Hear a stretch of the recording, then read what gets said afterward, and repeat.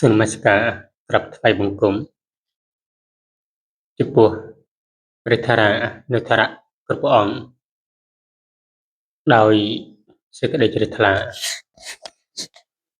សូមធ្វើការគ្រប់ជំរាបសួរដល់លោកពុទ្ធម្ដាយគឺជាបងប្អូនប្រុសស្រីទាំងអស់ជាទីស្រឡាញ់រាប់អានពីខ្ញុំកណាខ្ញុំបាទវិជ្ជកណាឥឡូវយើងបន្តទៀតទាក់ទងទៅនឹងមន្តវិជ្ជាដែលខ្ញុំត្រូវនឹងបង្ហាញនៅក្នុងក្បួនសិលវិជ្ជាវិជ្ជកណាហើយការបង្ហាញរបស់ខ្ញុំទាក់ទងទៅនឹងមន្តវិជ្ជាមន្តកថានេះបានច្រើនណាស់ហើយពីល្មមអ្នកដែលគាត់ថាចង់រៀនហើយនោះក៏សំគួរនឹងចេះច្រើនហើយបាទគាត់ថាវិជ្ជាខ្លះយើងអាចប្រើទៅតាមផ្នែកដែលជាតម្រូវការរបស់យើងផ្សេងទៅហើយវិជ្ជាខ្លះទៅតាមអត្តចរិតរបស់មនុស្សដែរនិយាយរួមទៅវិជ្ជាគឺវាអាស្រ័យទៅលើអត្តចរិតរបស់អ្នករៀនដែរបើក្នុង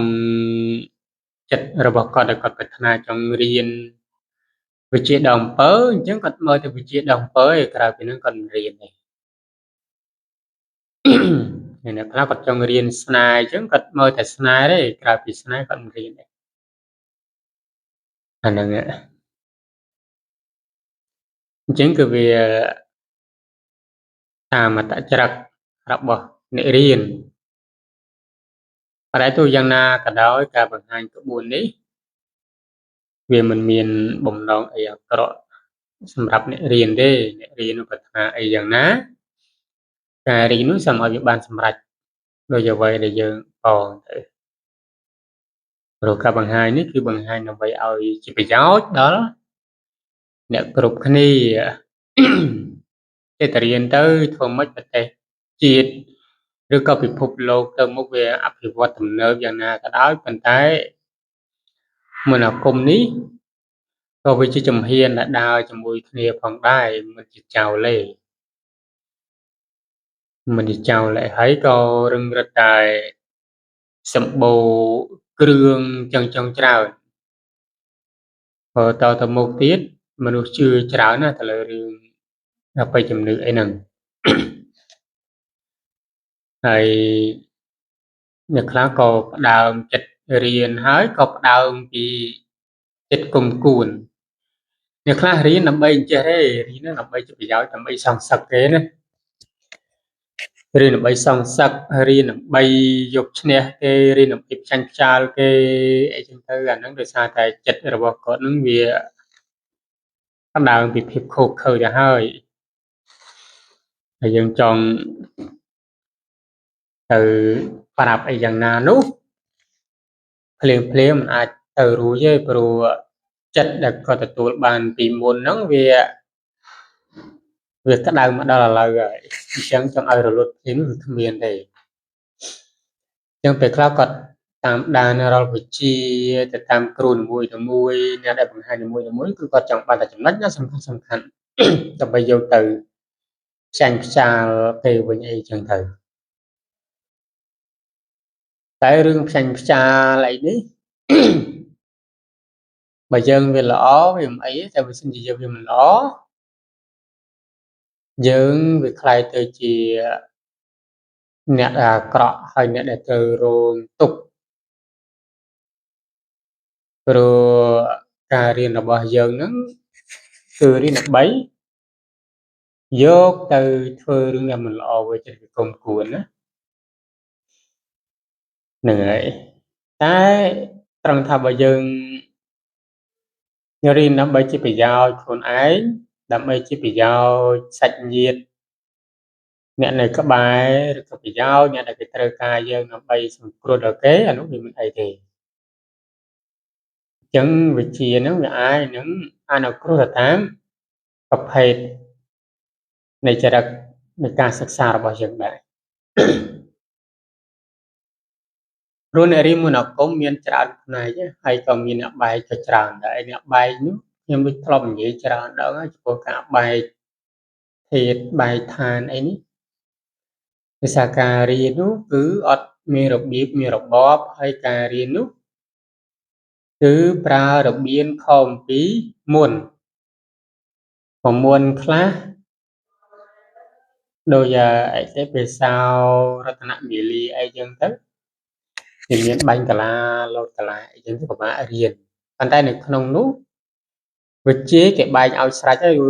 ដូចថាមេនេះចឹងខ្ញុំបង្ហាញនៅក្នុងក្បួននេះមើល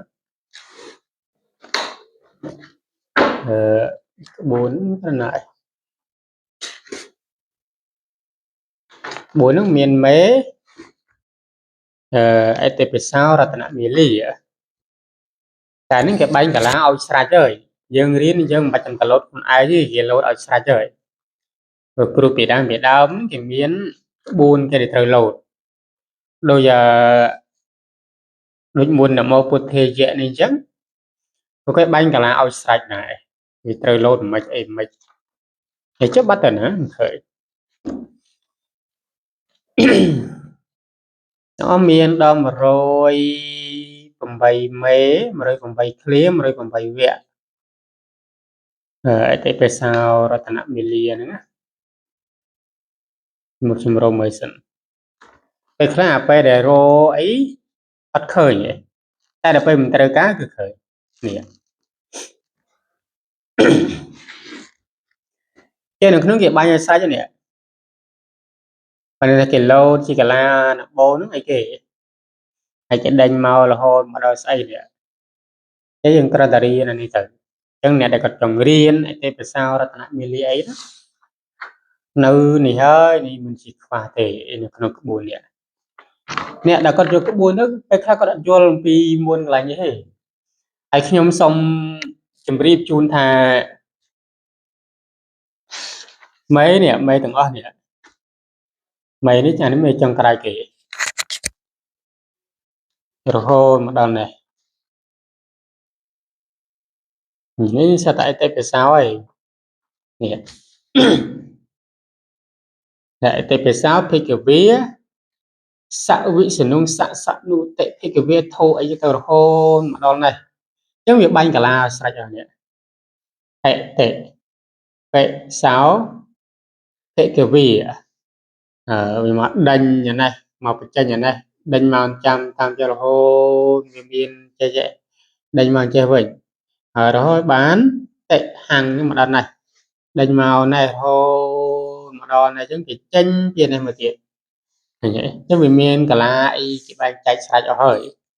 បើអត់មានអសោនេះទេយើងមើលអត់អ្នកយល់ទេអញ្ចឹងវាអត់មានពិបាកអីរៀនទេព្រោះគេដាក់នៅនេះស្រេចអស់ហើយនេះឃើញទេនេះអានេះគេហៅថាអតិបិសោរតនមាលីសាដានបាទដានអីនោះខ្ញុំមិនសូវចេះនិយាយទេទៀតរហូតដល់នេះក៏អញ្ចឹងដែរនេះអានេះក៏មានសាដានអីណាដែរនេះតែនៅក្នុងនេះមកនេះគេដាក់មានលេខមានបងលេខហ្នឹងនេះ31 33នេះ32នេះ34អញ្ចឹងវាមានម៉ានវាមានពីទី4រហូតដល់34លេខរៀងនៃ34នេះណា34អញ្ចឹងយើងមើលទៅរហូតដល់នេះ33បាត់34មួយនេះ34នេះ34អញ្ចឹងបើន័យថានៅក្នុងហ្នឹងយើងមិនបាច់ចាំតបែងកាឡាមិនបាច់ចាំលុតកាឡាអីទេបើន័យថា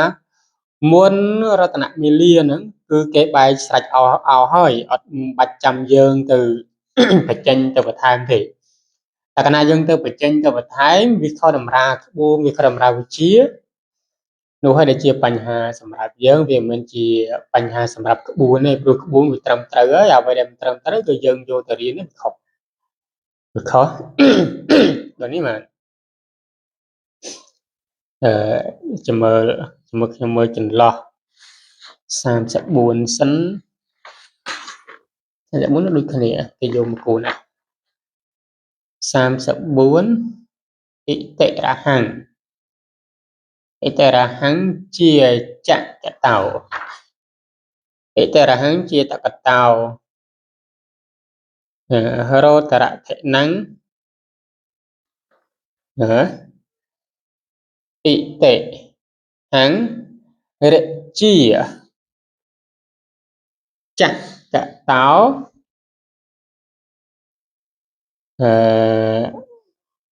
តរោរិថិនេះនងសាមួយទៅដាក់ខុសនេះមាននេះខុសវិញសាណੰទៅក្បួនគេត្រូវថាសាណੰ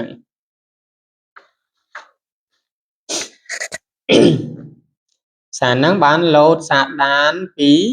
សាណੰនោះមកណាទៀតពុទ្ធោអីចឹងទៅដេញគ្នារហូតទៅវិញទៅមកអីចឹងទៅអានេះគេហៅថាអតិបិសោរតនមាលានោះអ្នកខ្លះគាត់បកកាយខាងមួនហ្នឹងក៏គាត់រៀនតែមួននឹងឯងគាត់ចំណងចំណុចខាងមួនហ្នឹងក៏រៀនតែមួននឹងឯងអញ្ចឹងការរៀនវាមានចំណុចខុសគ្នានេះមានគ្រប់108មេទេទាំងអស់មាន108មេហ្នឹងហើយអតិបិសោជាមិនគ្រប់ទេតាមមើលអញ្ចឹងអ្នកដែលគាត់យកក្បួនធំទៅសង្កេតមើលទៀតសង្កេតមើលមួនទាំងអស់នេះមួនអតិបិសោនេះអានេះមិនមែនជាយ័ន្តណាជាថាកន្លែងនេះមិនមែនជាយ័ន្តទេមួននេះគឺជាមួនអតិបិសោរតនមាលាហើយយើងសូត្រសាដានអីលើកដានបាដានអីនោះត្រឡប់ទៅត្រឡប់ឡើងលោតដូចយើងកតាក្បាច់គុណអញ្ចឹងណាអញ្ចឹងវាមានចែកឃើញទេអញ្ចឹងគេសម្រាយមកឲ្យស្រេចហើយមានប្រមាណគាត់ថាសោនេះវារៀងពិបាកមើលបន្តិចប៉ុន្តែសម្រាប់ក្មេងៗមិនជាអីទេព្រោះសោនេះស្រួលអានទេនេះអតិបិសោយើងផ្ដើមអតិបិសោភិក្ខវេអរហង្គសម្មាសម្ពុទ្ធោវិជាចរណៈសម្បណ្ណោសុគតោភិក្ខវេលោកវិទូអញ្ចឹងយើងមើលថាកន្លែងណាជាដើមមេអានេះអតិបិសោអញ្ចឹងនេះដើមមេនេះបន្ទាត់នេះបើយើងអត់អានេះក៏វាអត់បញ្ហាដែរតែយើងចេះមើលបន្ទាត់លោតនេះឲ្យតែអ៊ីហ្នឹងបានវាមេហើយអញ្ចឹងវាមានបន្ទាត់នេះលោតចេញមកនេះមកនេះចេញមកនេះមកហើយអានេះចេញមកនេះមកអានេះចេញមកនេះអញ្ចឹងវាមានកលាបន្ទាត់វាអត់ឲ្យយើងច្រឡំទេអត់ឲ្យយើងច្រឡំណាឃើញទេនេះវាចេញមកអញ្ចឹងញើអ៊ីតេបិសោភិក្ខវេ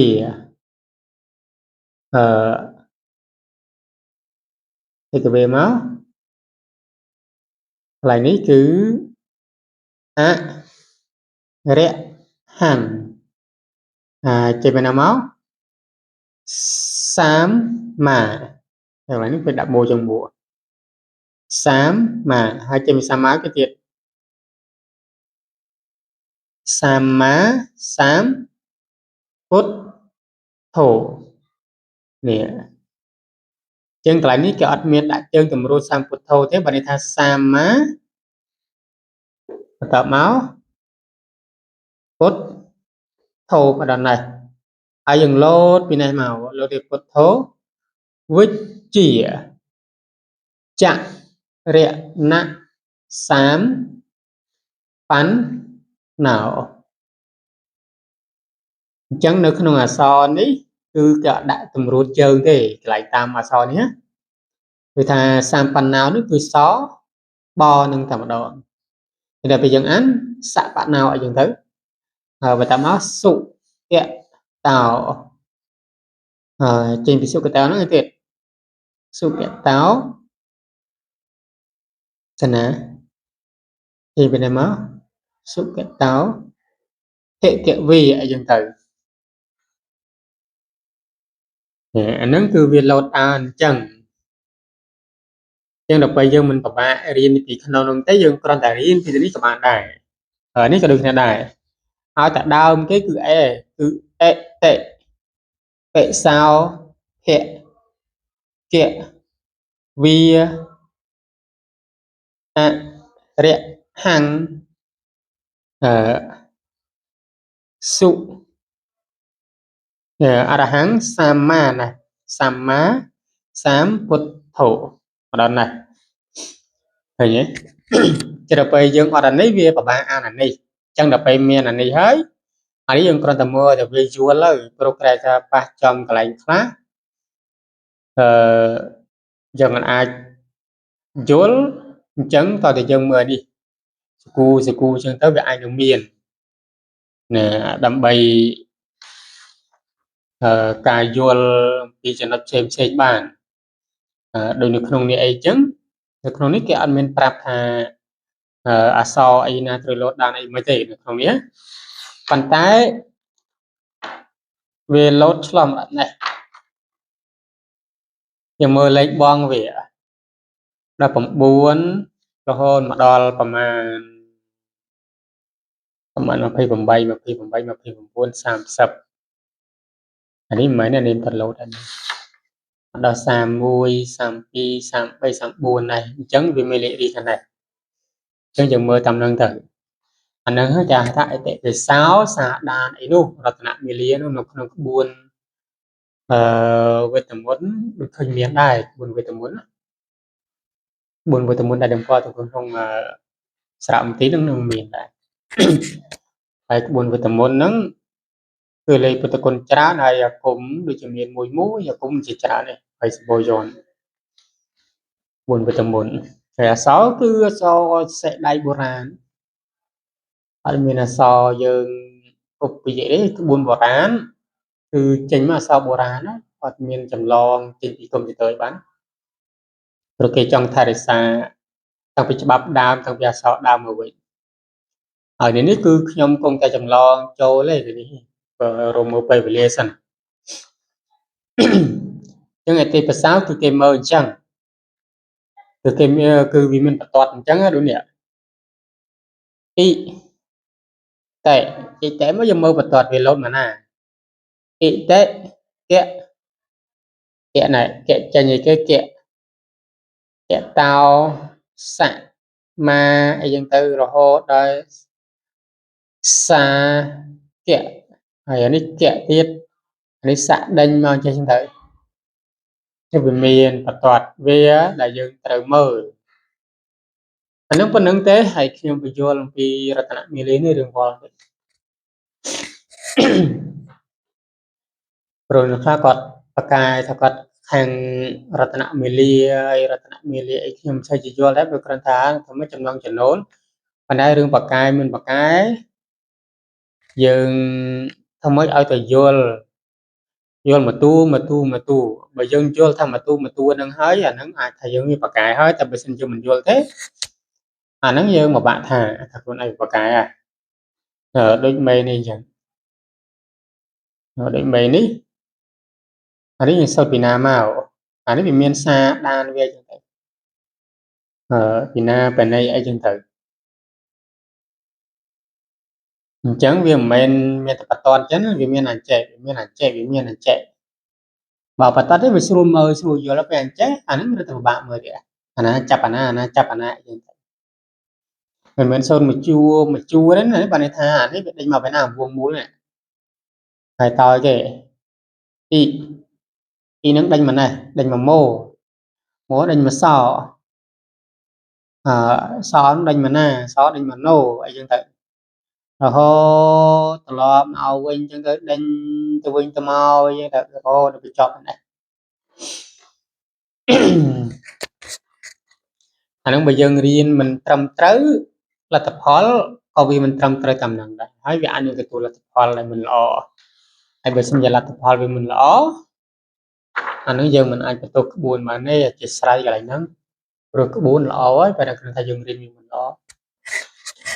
តែទៅនឹងវិជ្ជាដែលខ្ញុំត្រូវបង្ហាញនេះខ្ញុំរមមើលសិនឋានបានអង្គរបានច្រើនដែរ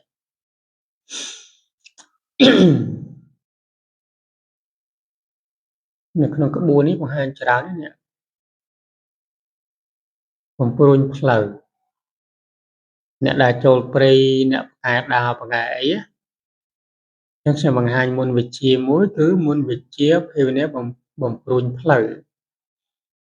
គឺយើងចំណាំល្បីលៅលឹកសេនលៅលឹកសេនលោកទៅបិណ្ឌបាតនៅថៃនៅសៀមទៅអញ្ចឹងទៅលោកមិនដែលជិះតេះគោជិះអីទេលោកទៅបិណ្ឌទៅដល់សៀមលោកមកឆាន់នៅខ្មែរវិញអញ្ចឹងចង្ហាន់លោកនៅហុយឡើយហើយលោកមកឆាន់នៅបៃលិនជួនកាលលោកទៅបាត់ដំបងអីចឹងទៅឡានគេឃើញគេសួរលោកតើឥឡូវមុនតាណាឲ្យឡើងឡានមកឲ្យខ្ញុំតាណាលុបប្រកេនជូនទៅដល់កន្លែងលោកថាលោកមិនទៅលោកថាទៅដល់នោះឲ្យថាទៅមុនទៅទៀតអាត្មាទៅតាមក្រោយអញ្ចឹងទៅដល់លោកទៅអង្គុយនៅកន្លែងវត្តលោកមុននឹងឡើយលឹកសេងប្រវត្តិលោកយ៉ាងណានឹងខ្ញុំមិនសូវជាដឹងច្បាស់ទេតើអ្នកខាងបៃលិននោះអ្នករស់នៅបៃលិនអីពីដើមអីលោកស្គាល់ច្បាស់ព្រះសង្ឃអីលោកដឹងច្បាស់ហើយឬក៏អ្នកបុរាណអីអាយុច្រើនអីខ្ទង់50ខ្ទង់60អីនឹងដឹងច្បាស់ព្រោះប្រហែលជាអ្នកដែលនៅតន់សម័យលឹកសេងអញ្ចឹងខ្ញុំអានជូនមុនវិជ្ជាភេវនាបំព្រួញផ្លូវអត់មានប្រមាណចប់ឯហ្នឹងភេវនាទាំងអស់ធុលិវពីពីស្វាហៈរងទៀតធុលិកន្លែងនេះអានមិនពពីទេខ្ញុំមិនអានខុសហើយធុលិវពីងពីងស្វាហៈម្ដងទៀតជាគម្រប់2ធុលិវពីងពីងស្វាហៈពីងពីងមានន័យថាពោជើងងស្អីនឹងអានពីងហើយអក្សរតម្រួតគេអានចឹងឯងព្រោះអក្សរយើងពីដើមក៏អត់បាច់ចាំអានវិញឆ្ងាយចូលសាគុំបខ្មែរយើងធម្មតាគឺអត់តម្រួតជើងទេសម្រាយពាក្យសម្រាយជើងតែបើសិនជាអក្សរគុំអក្សរយើងអត់តែភាគច្រើនអក្សរគុំគឺភាគច្រើនគេតម្រួតជើងក៏មិនដែរអានជាសម្រាយទេអានសម្រាយជើងមិនអានសម្រាយពាក្យទេអានសម្រាយជើងនឹងមុនវិជ្ជាបំព្រួញផ្លូវសាកល្បងមើលទៅបកកែមិនបកកែហើយមានច្រើនណាស់គេថាមិនខ្វះគេថានឹងខ្ញុំឲ្យប៉ុណ្ណាក៏ថាបានដែរខ្ញុំមិនកំណាញ់ទេកំណាញ់តែថាវាមិនមានទេចឹងមានប៉ុណ្ណេះហើយក្នុងការបង្ហាញនៃមុនតម្រានៅក្នុងក្បួនសិលវិជ្ជាវិជ្ជកណោចំពោះក្បួនបើសិនបើលោកពុទ្ធនឹងឯងមានតម្រូវការចង់បានអាចទៅមកខាងខ្ញុំមណាខ្ញុំបាត់បានក្បួនសិលវិជ្ជាក៏បានក្បួនធម្មសញ្ញាវិជ្ជកណោក្បួនត្រៃវិត្រៃគុណនេះហើយនឹងសត្វការពីអំពើអាយុវែងសាច់ចាំអាចទៅមកខាងខ្ញុំមណាខ្ញុំបាត់បានជាបានអំពើភាសាអំពើអីនោះយើងឥឡូវសម្បូរអំពើច្រើនអំពើគ្រប់កន្លែងទៅមកបើមិនមានតម្រូវការចង់បានអាចទៅខាងខ្ញុំមណាខ្ញុំបាត់បានសូមអរគុណសូមជម្រាបលា